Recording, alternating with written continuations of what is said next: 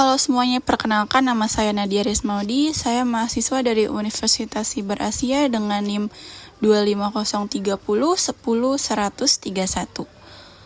Pada kesempatan kali ini saya akan mempresentasikan materi pengantar akuntansi 1 dengan fokus pada akuntansi untuk operasi perusahaan dagang.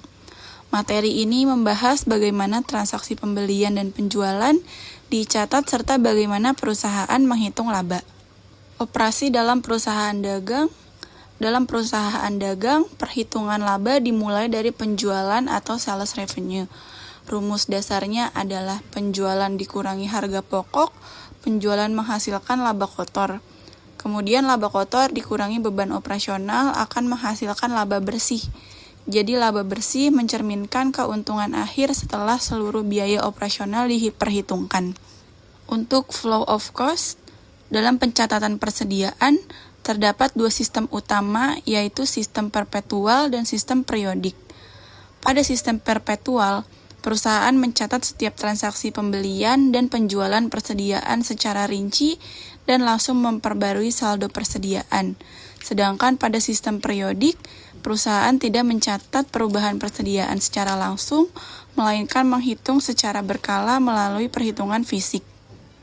Untuk pencatatan pembelian persediaan, contohnya transaksi pembelian dilakukan oleh Sauk Stereo dari PW Audio Supply. Saat pembelian dilakukan secara kredit, perusahaan akan mendebit persediaan barang dagang dan mengkredit utang usaha, yang artinya persediaan bertambah dan kewajiban kepada pemasok juga bertambah. Selanjutnya ada freight cost atau biaya angkut pembeli.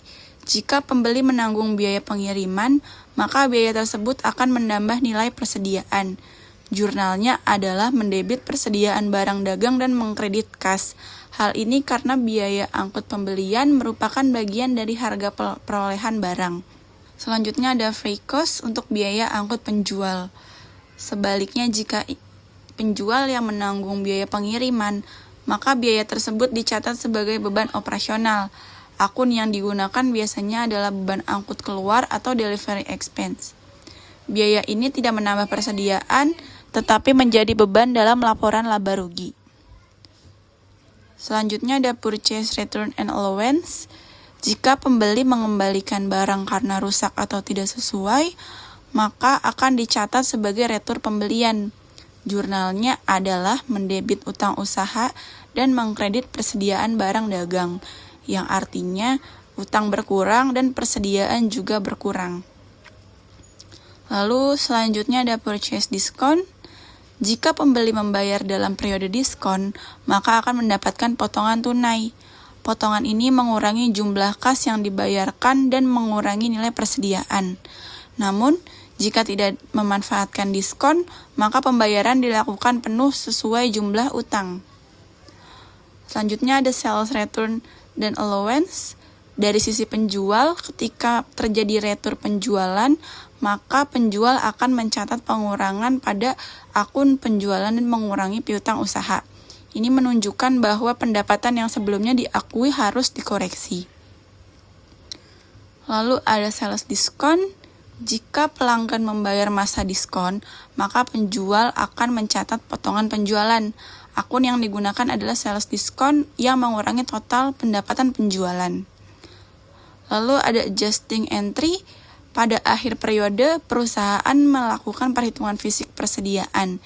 Jika terdapat selisih antara catatan dan hasil fisik, maka harus dibuat jurnal penyesuaian. Penyesuaian ini penting agar laporan keuangan mencerminkan kondisi yang sebenarnya.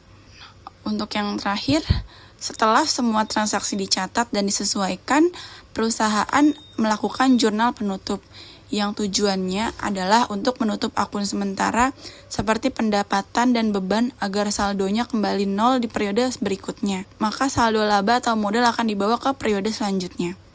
Demikian penjelasan mengenai akuntansi untuk operasi perusahaan dagang. Semoga materi ini dapat membantu memahami alur pencatatan hingga penyusunan laporan laba rugi. Terima kasih atas perhatian yang diberikan.